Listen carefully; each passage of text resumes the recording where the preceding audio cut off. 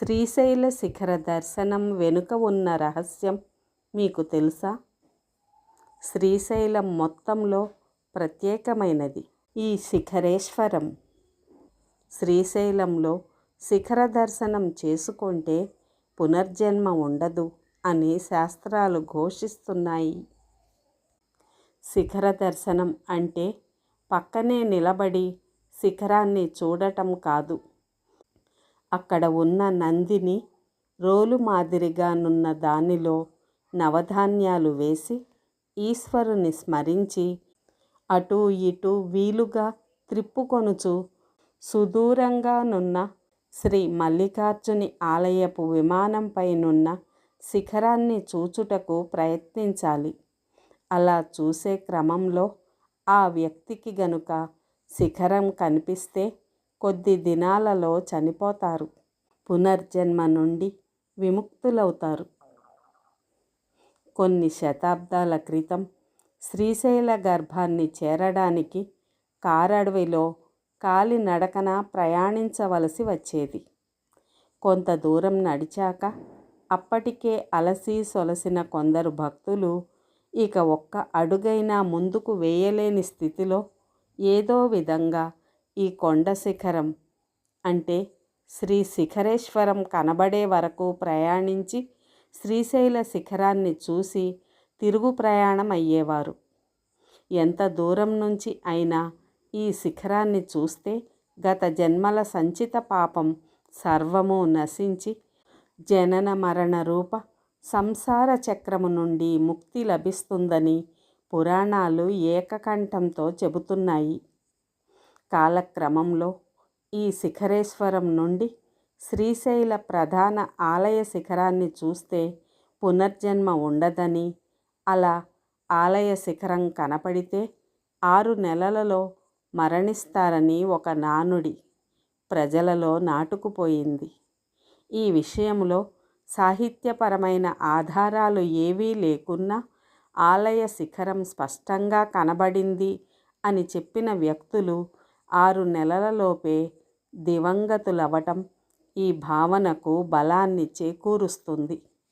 కాగా 6 నెలలలోపు ప్రాణాలను కోల్పోయే వారి కంటి చూపు అంత దూరంలో కలదాన్ని స్పష్టంగా కనబరుస్తుందని విశ్లేషకుల అభిప్రాయం.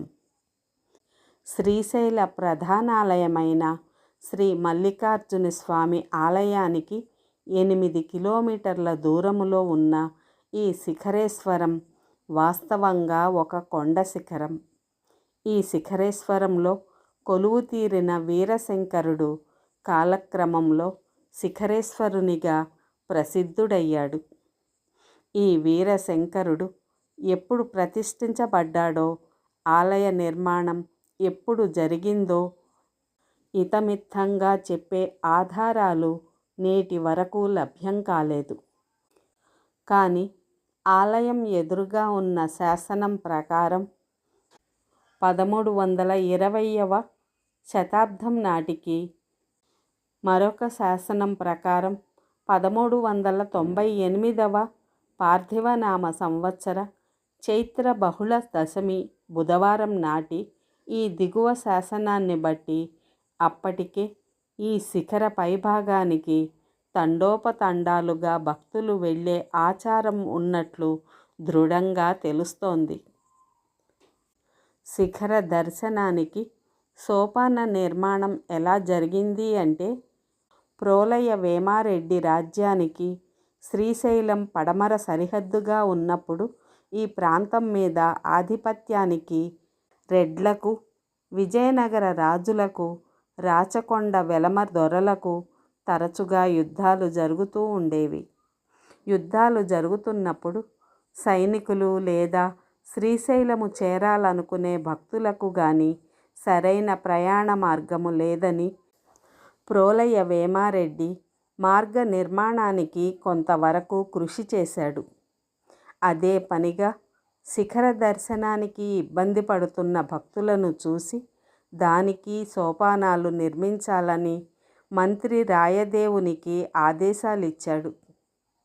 సోపాన నిర్మాణం ఇదే కాలంలో జరిగింది అని చెప్పే శాసనము ఏదీ లభ్యం కాకున్నా కొంత సమాచారం మాత్రం క్రీస్తు శకం 1335 సంవత్సరంలో ప్రాచీన శాసనమైన చీమకుర్తి శాసనంలో లభిస్తుంది.